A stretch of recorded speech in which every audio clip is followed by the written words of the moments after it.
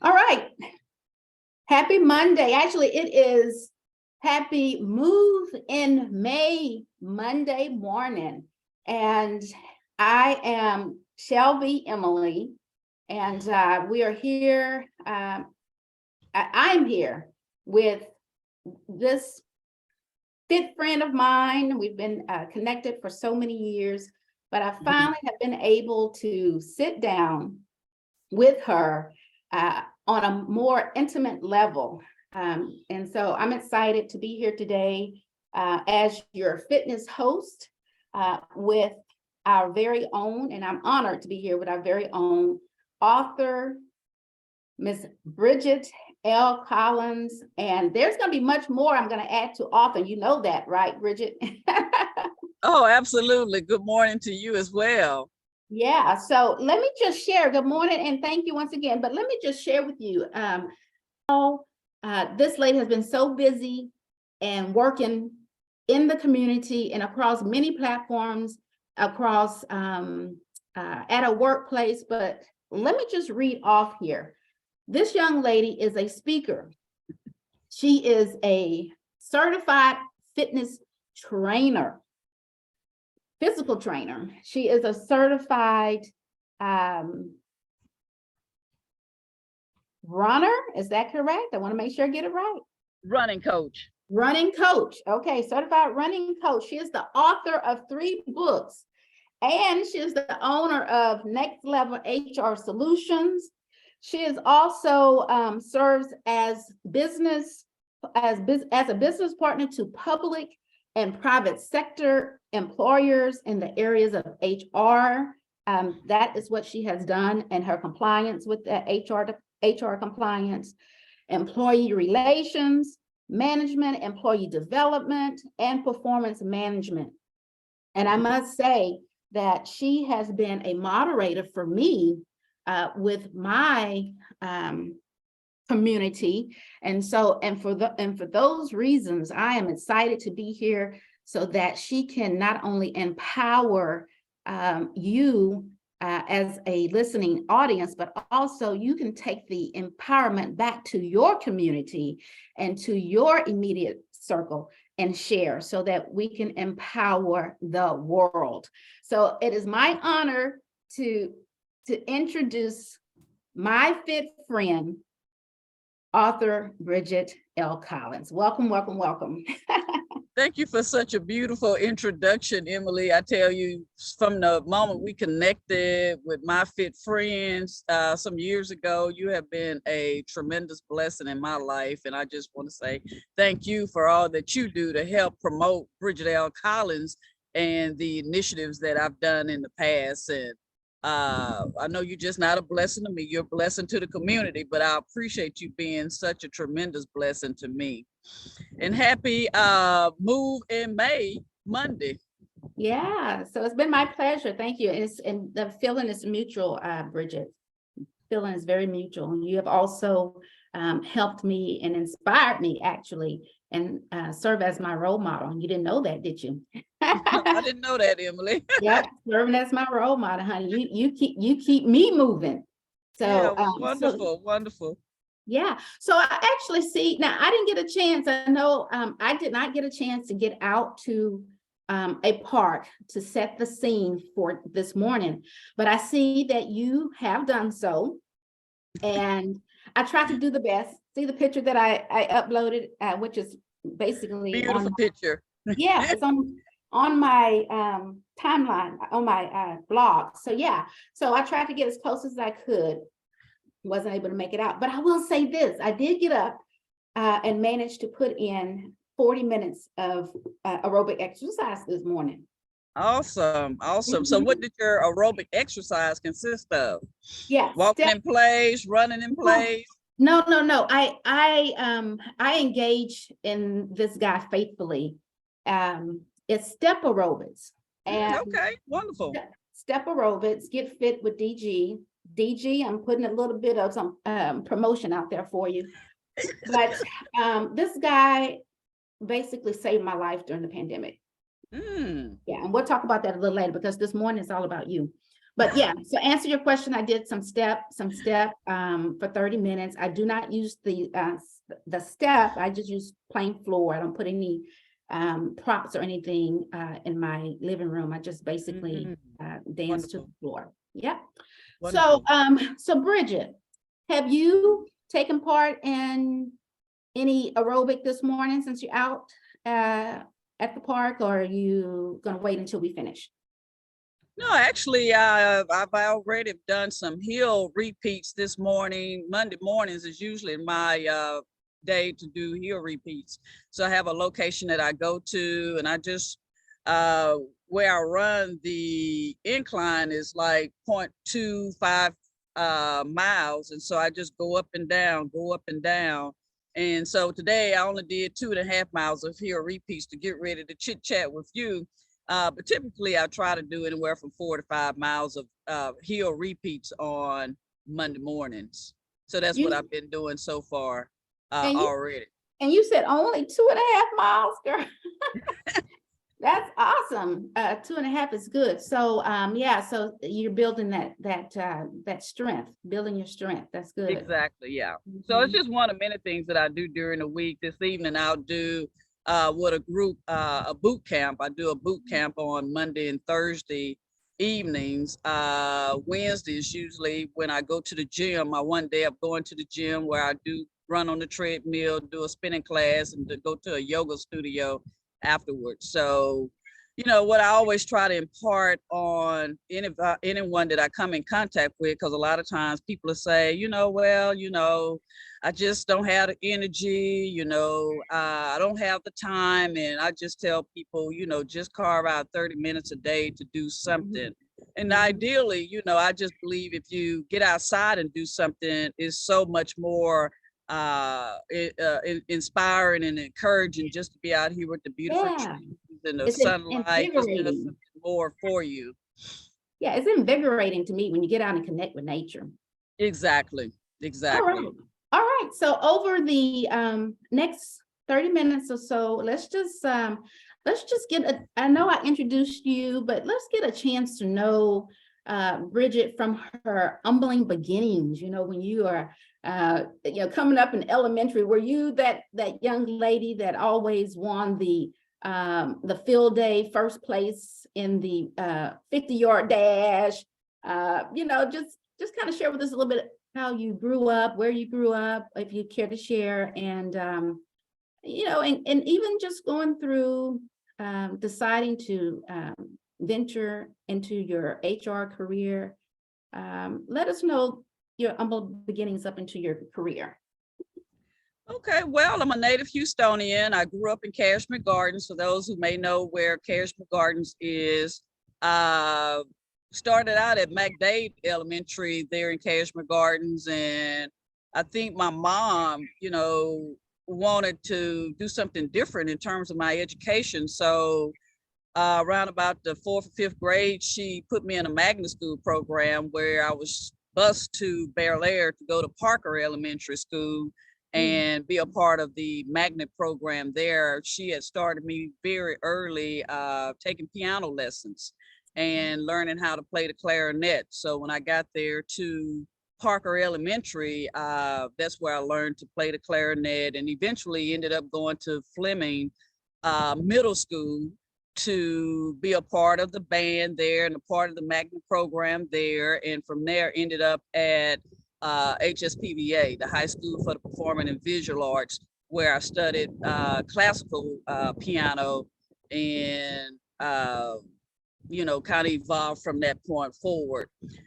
Ended up at Lamar University. I had been playing piano since a little kid and decided I didn't want to play, like some children do. It's like, I'm done. I get to make my own decisions now, and I don't want to play the piano anymore. So ended up at Lamar University in Beaumont, Texas as a business major. And from there, ended up working my first job at the Texas Employment Commission. One of my uncles, he was like, you know what? You can't find a job, you're out of college, and, won't you just come here and work for us a little while until you find ideally what you're interested in. And so little did I know that would propel me into the field of human resources. going forward. And so I've worked for a few agencies like the Texas Employment Commission, the name change, I believe it's the Texas Workforce Commission now. Left there and went to the Texas Department of Criminal Justice, where I started out as a recruiter, worked for them for a few years, ended up as an assistant HR administrator. And that's what moved me to the Dallas area, where I stayed for approximately 15 years, 18 years. And so once I got to Dallas, I'll tell people that's when life changed for me, because I was exposed to things that I had never been exposed to in the Dallas area. That's where I learned I started, working out before I left to relocate to Dallas. But once I got to Dallas and met people that, were runners and, participated in events, and I was like, you know what, that sounds interesting. So yeah, when you was the young man, was it Ken, the one that introduced you? Ken, exactly. Well, I know you read that book. Girl, yes. So I'm thankful for Ken because exactly. I'm thankful for Ken because of what you have basically introduced into my life. Exactly. Little did he know, and we're still friends today. Ken was a supervisor there when I worked for the Texas Department of Criminal Justice. He was my recruiting supervisor.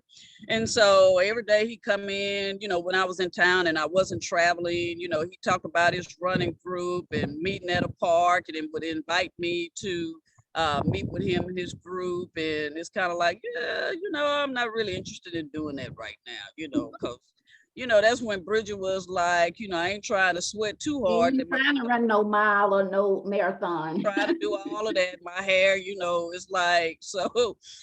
But interesting enough, once I got to the Dallas area and just met some people that were doing some different things, and I always tell people, surround yourself with people who are growing, who are on a path to doing more than just existing, because they hopefully will inspire, encourage, and empower you to do the same. And so I was blessed to meet some people that were like that in the Dallas area. And so just started running at a little park, in Irving, Texas, where I first settled. And somebody said, you know what, they got this place in Dallas called White Rock Lake. And it's like one loop around White Rock Lake. Well, back then it was like 9.3. I don't know if it's, more now, but it was at least 9 miles around, just the one loop around the lake. That's how big the lake is. Wow. And so the young lady I worked with, she, Alberta, she was like, well, I'm doing the turkey trot for Thanksgiving Day. You ought to do it. And it's like, well, I hadn't been doing that much, because I think the turkey trot was probably like a 3 and an 8 mile walk, run, whatever you wanted to do back then. We're talking about the late 90s. And so I said, well, I think I can at least do the 3 miles. And my mother had come in town for Thanksgiving to spend Thanksgiving with me. And she and I went to my first race together. When we got back to the car, there was a flyer from this running company on the, how people, put it under your wind wiper blade. And so it talked about a marathon training program. And they wanted you to be at a certain mileage, I believe like 5 or 6 miles. Well, I think my mileage was probably like around 3 or 4. And it's like, but you know what? I think I'm going to just go ahead and listen to what they've got to say. And, I think I want to sign up. Give it a shot. Mm-hmm. And so showed up, to the meeting. They talked about what the program would consist of, yada, yada, yada. And so I joined and trained to run my first marathon in May 1999. Wow. And so when you talk about 1999, and here I am still today, 20 plus years later, doing hill repeats. And so that just propelled me from that forward to say, you know what, I want to be, I want to do more to help others achieve what I've been able to achieve, to be physically active. It might not be running, it could be walking, it could be cycling. Yeah. And so that's when I decided I wanted to go. Any form of aerobic movement is good. Exactly.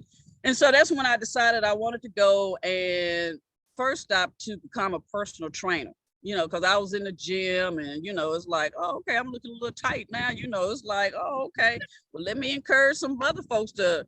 And so my first is like, I've always, in the early years, worked part-time jobs. So one of the companies I worked for as a personal trainer was Balance Total Fitness. Oh, yeah. Uh-huh. Are they still existing? So no, they don't exist. I want to say that, Or not here in the South?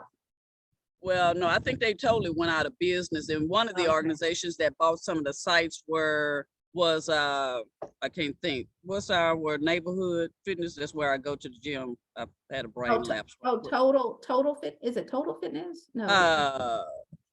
No. Total. The one right there at 529 or Barker Cypress. Okay. Well, so anyway, but they're out of business, but that was my first stop at becoming being a practicing personal trainer. Mhm. And so from there, it's like, you know what, I want to help other folks. People say, I want to run Bridgette, what did you do? Yada, yada, yada. So what I did, I created my fitness program, my own personal fitness program called Mac Fitness, Making a Commitment to Fitness. And so Okay. attached with Mac Fitness, Making a Commitment to Fitness was a 18-week walk run program where I would train individuals to say run their first half marathon event. Mhm. Mhm. From there, I became a coach for the Crohn's and Colitis Foundation. Oh, awesome. That's awesome, Bridgette. While in the Dallas area, another thing, I was for 13 years, I was the race director for for a walk run program called Kwanzaa Fest, the Beat Obesity Walk Run, which featured a kids run. And so those are just some of the things, like you say, when you mentioned Ken Johnson's just planting that seed, those are some of the things that evolved just from him planting that seed that I could be a runner too. Yeah, that empowerment is so powerful when you are able to motivate and encourage someone. And you know what? And we don't do it so much, Bridgette. I know Ken probably didn't do it so much about asking you and encouraging you, but it was his walk. Just you watching him going to those running events and because he actually has an organization as well. He was lead of that organization, right? Exactly. Yeah. And it's still in existence, the Seven Hills Running Club. He co-founded with another lady way back in the day. All right. So from not wanting or saying that you don't want to run, you can't see yourself running, to becoming a running coach, that shows us the capability that's within us, and we just have to bring it out. And a lot of times we have to well, you never know when that time will come, but that's the power of being connected, like you said earlier, being connected with those who are enlightening, those that are living their life on purpose and intentionally. So so yes. And so so what I would like to do is that has brought you from being a leader, not only in the community, but in your workplace. I want to know, and I just love the analogy that you used for your book. You used the construction. Can you guys see it? The construction layout here for your cover book, and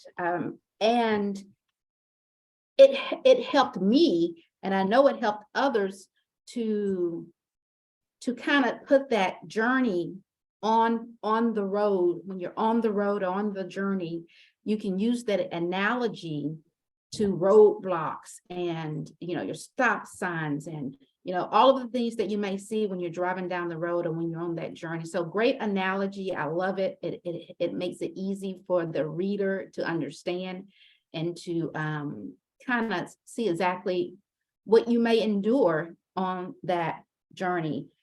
So kudos to you for that. So I'm not going to mess this up because I've been having a tongue twister with the name in your book or share the title. But guys, yes, I am fed up. Now what? Have you just ever come across a roadblock, you don't know what to do, you're stuck, and you don't know how to propel or move forward in life, well, Bridgette is providing for you 4 self-driven steps to help you get unstuck and to propel and move forward with your well-being and with your work. So make sure that you purchase this book. If you don't have it today, that's okay. Make sure you purchase after the fact. And so she'll share with you a little later. But Bridgette, I want you to share right now with us what inspired you to write the book, ultimately. So just throughout my life and, the different environments that I find myself in, whether it's as, a human resources professional or someone who's, engaged in fitness or talking about fitness with others, I always find that people will share things with me where they're just fed up. They might be with some aspect of their personal or professional life, whether it's their finances, some relationship, their health, something in the workplace. A lot of folks are just walking around fed up. And so the people that I engaged with, I could tell they just couldn't see themselves. They couldn't see their way clear to exit this fed up state of being, whatever it is. It's different for all of us, your marriage and, things like that. And so what I wanted to do is just provoke thought, and that's why I wrote the book the way that I did. I didn't want, I'm not a high level person, so it wasn't going to be a high level book. I just wanted to present it as though we're just having a conversation. We're all together, on a journey. And we stop at these rest stops to pause to say, what does self-analysis look like? I've got to step back and say, why am I in this situation? Who am I? What do I want to do? Where do I want to go? And there's some strategies in the chapters that help guide the reader in terms of what that may look like for you. It's different for everybody. And so there's just nuggets of information to say, you know what? Let me just sit down and do this exercise and just, maybe it'll present some clarity for me. Because if you don't analyze why you're in the state that you're in, why your finances are not where you want to be, why you are in certain relationships and you feel stuck, unable to exit, why you're at this job and, you believe there's some conspiracy in terms of why you're not able to advance to the next level. Sometimes we have to look internally. Yes. Ask ourselves why. And so with this book, that's what I wanted to do. I wanted to help the readers, whoever say, you know what, I am fed up.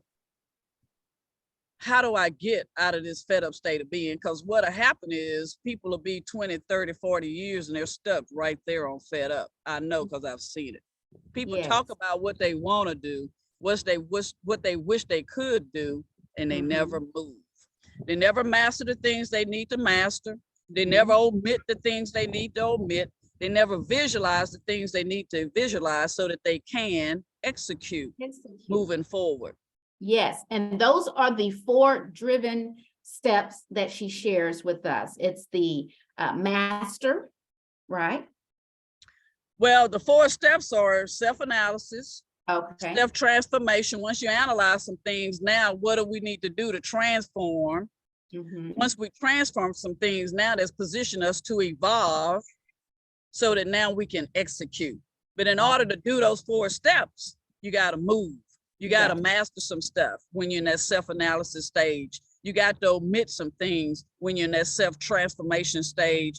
You've got to visualize some things when you're in that evolution stage. So now that you can exit and narrate the life you want to leave as your legacy. And I talk about legacy a lot in the book because a lot of times we think of celebrities as leaving legacies. Well, we're just regular folks and we should always elevate our thinking to say, you know what, I'm leaving a legacy too. What do I want my legacy to look like? I don't want somebody else to tell my story. I want to live the way I want to live to make a difference, so that that's my legacy when I leave Earth. You know, I'm so glad you shared that, because you're right. A lot of times people associate legacy with wealth or with money.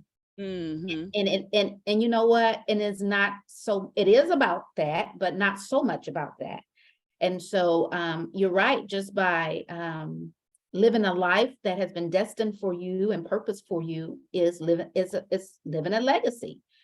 Being able to be obedient to God's will and what his purpose for you for being here on this earth Mm-hmm. is living a legacy. So you're Exactly. absolutely right. And I'm so glad you shared that, because people have just been honed on looking at wealth as a part of leaving a legacy. And it's much And more. celebrities. You know what, Emily, I'm thinking I'm gonna use the word research. Because if you have a thought in your mind about something it is that you want to do, a new direction that you want to go in, whether that's to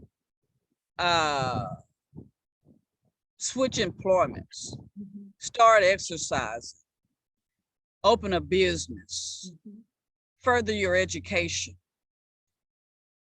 First and foremost, you got to do the research on what it would take for you to pursue. What do you need to do to get started on your job search? You know, what areas are you interested in? Do the research. What are companies looking for in, say, a respective industry that I'm interested in maybe switching to? How can I use my applicable skills that I've acquired to build my resume so that I would hopefully maybe look attractive to someone on the other end looking at the applications, the resumes. I find that a lot of times, you know, people will tell me, it's like, yeah, you know, I got an interview for such and such and such and I'm gonna do. How much research have you done? Right. What do you know about the company? Equipping yourself. Say it again. Equipping yourself. And you know what where you heard that from, equipping. You know, a lot of times, and I don't want to, you know, I'm gonna just use the word, people are lazy. They just want stuff to come to them. Yeah. As you can see with Bridgette throughout her life, everything I had to do, there was some research beforehand. It was me connecting myself with the organizations or the groups that could give me insight into what I needed to do to pursue. I have so many people that say, you know what, I want to write me a book, you know. Okay, so do your research. Yes. You know, first and foremost, one of the things that I did, there was, I lived in the Dallas area at the time, and I was doing some research, and I saw that this organization was bringing a writers conference to the Dallas area. So it's like, oh, let me look at my money. Let me see how I can get. And so that was and so when I got there and I was exposed to, you know, literary agents, you know, other writers, publication companies, you know, people that were giving you, you know, the foundation of how to write your book, editors. People just kind of want you to tell them. And it's like, once you do. And so I used to just tell people back in the day, you know, it's like people say, oh, Bridgette put me a 5K program together. And it's kind of like, now it's like they got a whole bunch of them on the internet. Yeah, doing research. There you go. You know? So when I can tell that people have done the research, it's like, well, Bridgette, I found this writers conference. What do you think? Oh, okay. So now I'm probably going to be more engaged with you now, because you've done some work on your own before you came and you just asked Bridgette, tell me. Yeah. And so I guess, you know, that would be my one word is do your homework, do your research. Yeah. And that's good, because, you know, here's the thing. I always tell people that's good. So I'm like, okay, if you want to do better and become a better version of yourself, right? You got to make that decision. Do you really want to? And then you got to act, because we know, you know, faith without works it's dead. Faith without works is dead. So you got to put, like you say, put in the work, equip yourself, do the research, make the connections, and all of that will help you to propel and move you forward. So definitely is, we all have a gift. We all have gifts within us. We just need to make sure that we take those gifts and act upon them. And so, Exactly. yeah, most definitely. Okay, awesome. Very good. Very good. All righty. And so, Bridgette, this is your passion. I know this is your, running is your passion. I don't know what lies ahead for Bridgette, but I know as you have much more. I know you have more in you. And so can you share with us what, if you don't mind, can you share with us what's upcoming for Bridgette? What's in line for Bridgette? Well, you know what, Emily, and I guess I'm on my path to, as I've entered this second chapter of life, path of discovery myself. So I just have to be honest with you. You know, the only thing that I see that my interest has evolved to is being an actor. And so I think future pursuits would be, taking my acting classes, trying to develop sharpened skills so that it increases my opportunities should some role for my demographic comes forth. And so when we talk about, I'm always there to help people with their fitness initiatives, with their HR questions and, things that they're wanting to know. How should I pursue or do something different? Always there to offer a different perspective, that people can possibly take to achieve. But, I have to be honest with you, Emily, right now it's just about, getting myself to a point to where I can be more involved in being an actor. Okay. And that's very, very exciting, Bridgette. I'm happy for you. I'm happy for you. And in any way that I can support you, of course, let me know. We have, talked about this. Absolutely. But, yeah, but And let that's me know. where, like I say, I always just so grateful for God and the connection with you. Because if I can say anybody is a supporter of Bridgette L. Collins, is Emily Shel'bee. Or is it Oh, Shel'bee Emily now? it shall be. I'll have to tell the story behind. I think some people caught it or have caught it when they read it because they know my personality. But yeah, you hit it. You hit it right on the nose. Gotcha. So yeah, and so we look forward to supporting you, my circle, and that's what I want to do eventually, is to support the health and fitness community and entrepreneurs with their brands, and we definitely look forward to supporting you with your journey. Wonderful. Thank you so much. Your future journey. Yes, ma'am. And so as we prepare to close, I want to elaborate a little bit more on, we've gone through, we've visualized, what we want to be, what we want to do, doing the research to get there, making sure that we master, all that needs to be mastered in the very beginning. And then also that self-evolution, write your narrative, we have to do that. But then when you have done all of that, and it's time to stop and take your exit, I want to make sure when I say take the exit, it's like you're ready to execute. Is that correct? Am I saying that when you're transforming, you have been transformed or whatever you want to do, and now it's time to exit and live that purpose? Exit your fed up state of being. Yes. Yeah. All of those things are designed to help you better exit the circumstances that you find yourself in. Yeah. If you're fed up about your finances, what do you need to do? Say, if you're in a financial hole, what do you need to do to exit that financial hole. You know, Yeah, so once again, we talk about, as you said, make a decision that it's time, and then do the research so that now you can act and move yourself out of this state of being.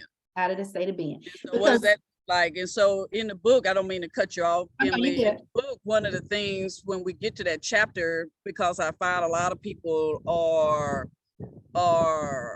having some difficulties with managing their finances. So there's a worksheet at the end of the book, you know, where Yes. you get to write down your bills, you know, where Mhm. they going, what changes do you need to make?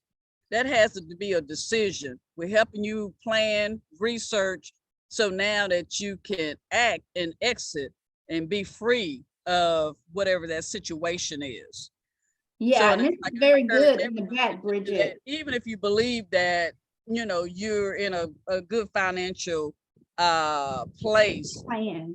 And, you know, we just want everybody, you know, to be healthy financially, emotionally, physically, mentally, All spiritually, areas, all all areas areas. of And the, sometimes well, when we're not happy in one, like, you know, living paycheck to paycheck, you mhm, know, it's going to impact all of the other areas of your life.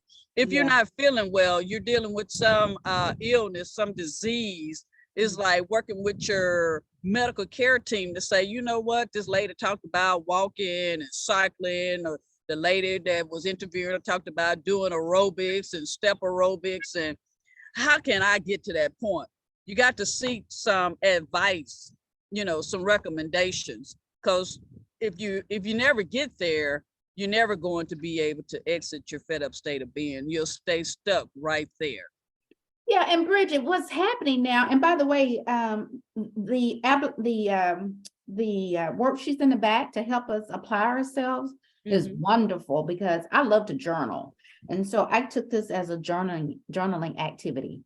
So this is awesome way we can actually apply what we have just read.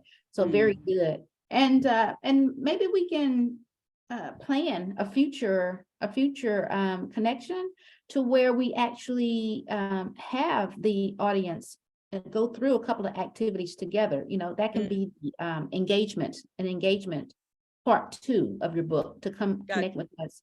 Yeah, that'd be very good. But let me ask you this, because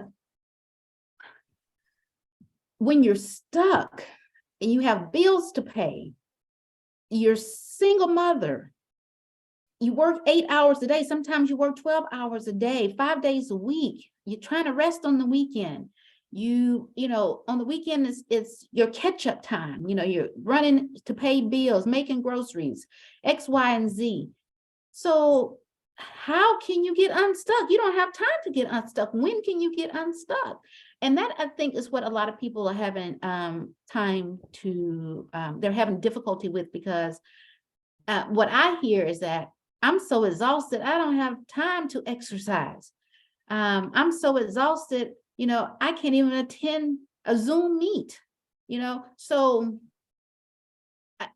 I think what it is, and I'll let you answer, but I think what it is that a lot of times women, especially, we are saying yes to too many things, and we need to get rid of a whole lot of things. Mm-hmm. Yes to too many and get rid of some.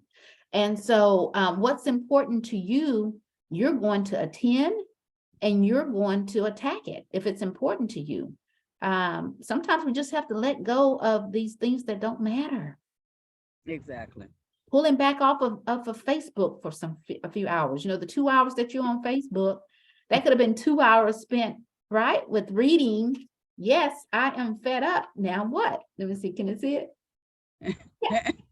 So you can spend, you know, 2 hours reading some empowerment with, yeah, there you go. Thank you, Bridget. Reading some empowerment with Bridget. So yeah, so what do you how can you kind of shed some light on that?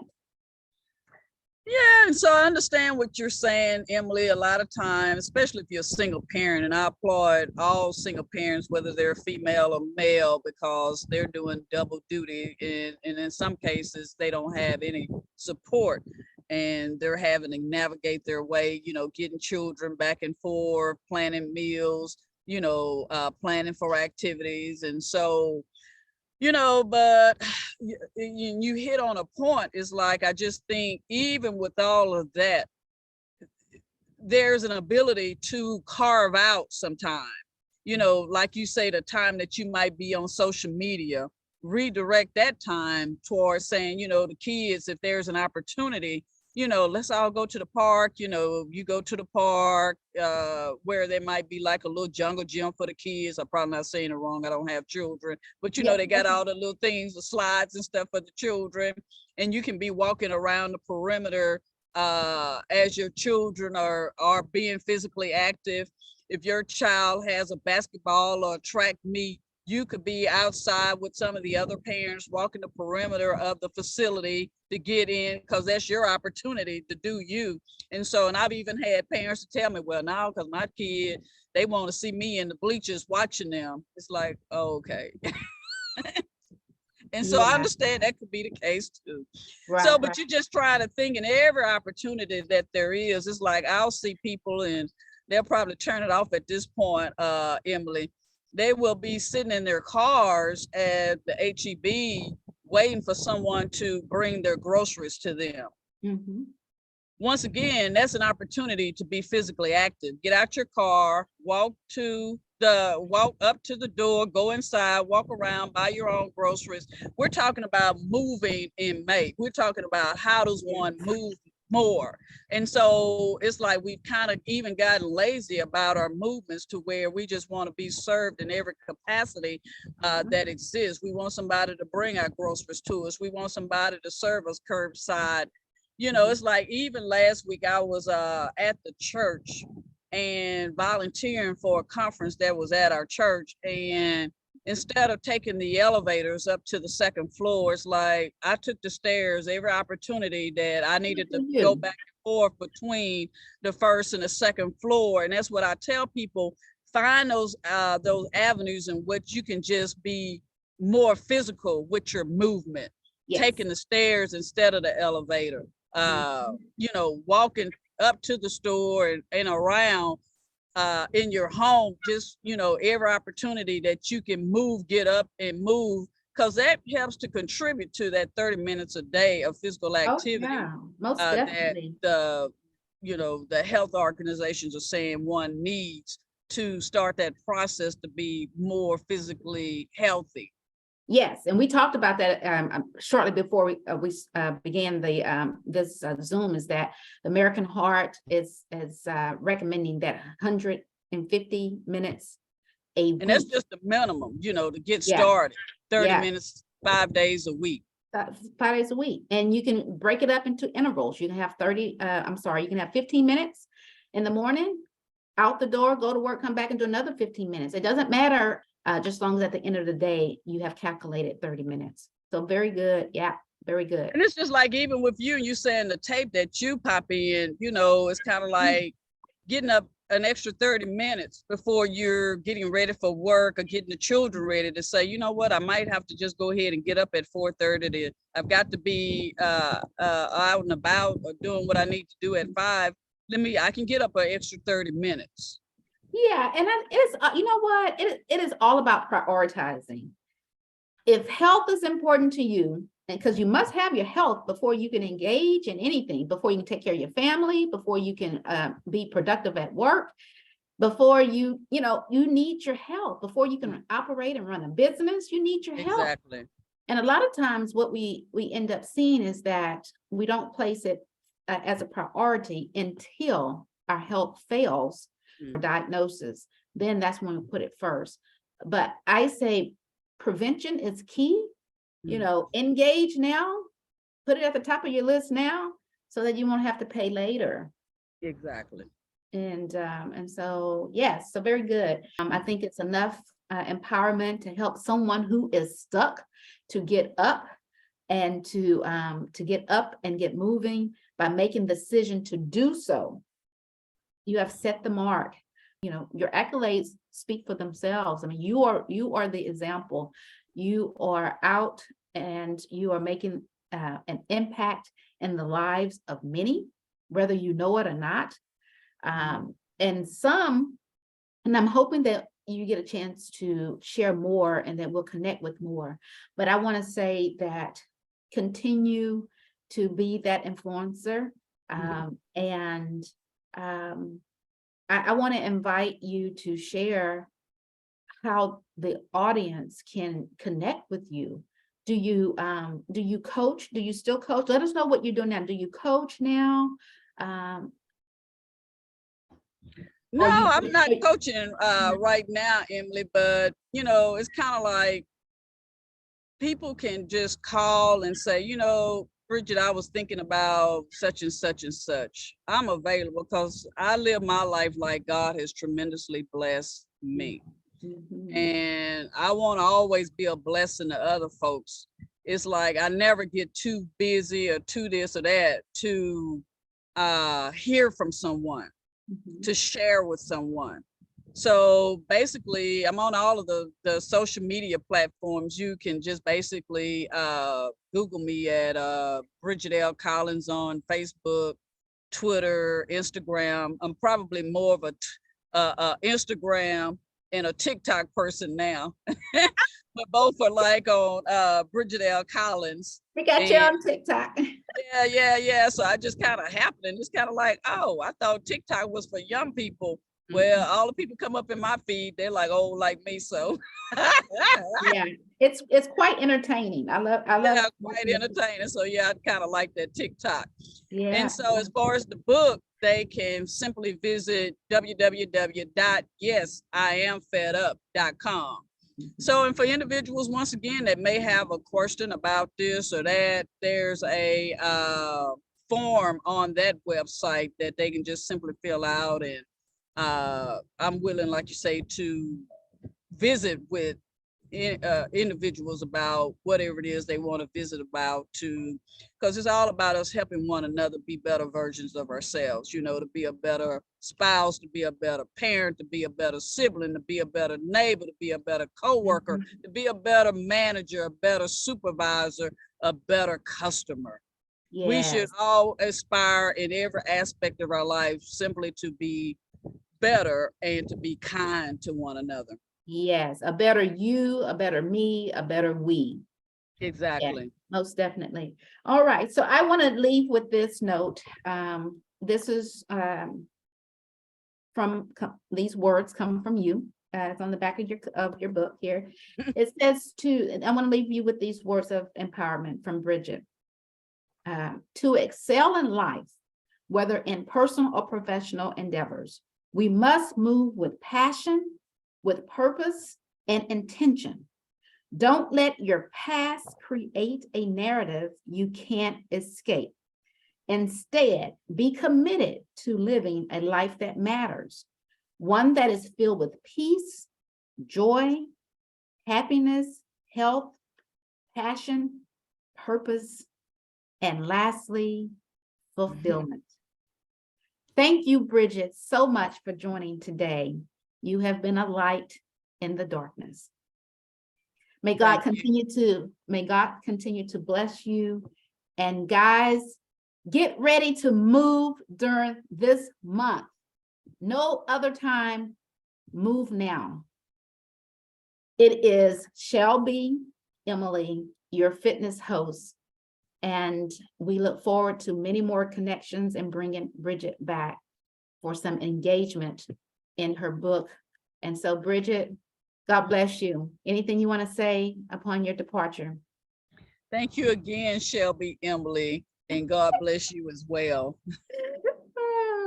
All right.